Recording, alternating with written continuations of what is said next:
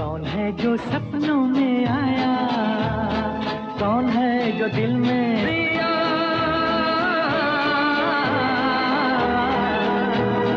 মোহাম্মদ রফির সাথে জুটি বেঁধে গান গাওয়া ছিল যে কোনো গায়িকার কাছেই সম্মানের বিষয়, কিন্তু এমন একবার ঘটেছিল সমস্ত বড় মহিলা কণ্ঠের গায়িকারা রফি সাহেবের সাথে দ্বৈত গান গাইতে অস্বীকার করেছিলেন।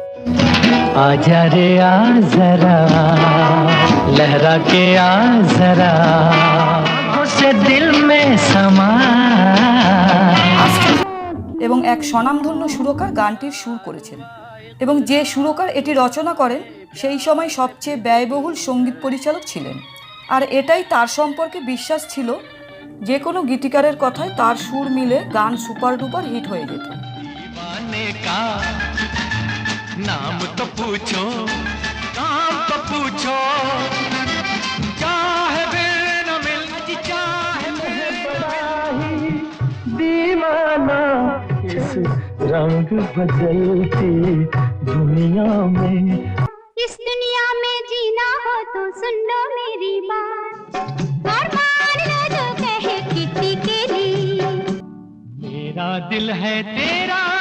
যখন গায়িকারা রফি সাহেবের সাথে দ্বৈত গানটি গাইতে অস্বীকার করেন, তখন এই সুরকার অন্য মহিলা কণ্ঠের গায়িকা খুঁজতে থাকেন। অবশেষে একজন মহিলা গায়িকা শর্ত দিয়েছিলেন।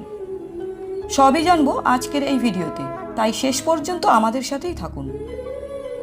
अकेले अकेले अकेले कहाँ जा रहे हो, रहे हो।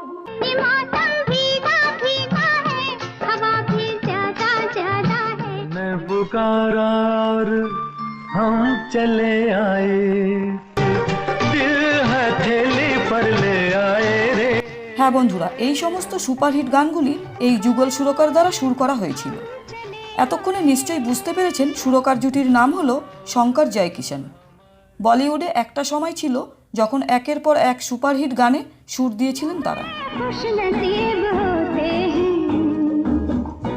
आप जिसके करीब होते हैं, तो क्या हुआ दिल वाले हैं, हम तेरे तेरे तेरे चाहने वाले हैं। मुझको ठंड लग रही है मुझसे दूर। শঙ্কর জয়কিষাণ তার গানগুলিকে সুপারহিট করার জন্য ব্যাপক গবেষণাও করতেন। এমন স্বনামধন্য সুরকার জুটির জন্য কোনো গায়ক বা গায়িকা গান গাইতে অস্বীকার করলে সেটা অবাক হওয়ারই কথা। তো এখন যে গল্পটি বলতে যাচ্ছি তা হলো 1960-এর দশকের কথা। শঙ্কর জয়কিষাণ একটা বড় সিনেমার জন্য কাজ করছেন। ছবির গল্প লিখেছেন রামানন্দ সাগরজি, এর পরিচালক ছিলেন কে শঙ্করজি। ছবির নাম রাজকুমার। जरा होशियार हम है राजकुमार, होए होए आगे पीछे हमारी सरकार, हम है राजकुमार। আটকে রাখে। ছবির চাহিদা অনুযায়ী সুর করেছিলেন শঙ্কর জয়কিষাণ। শাম্মী কাপুর ও সাধনাজির ওপর চলচ্চিত্রটি নির্মিত হয়েছিল। এখন প্রশ্ন ছিল,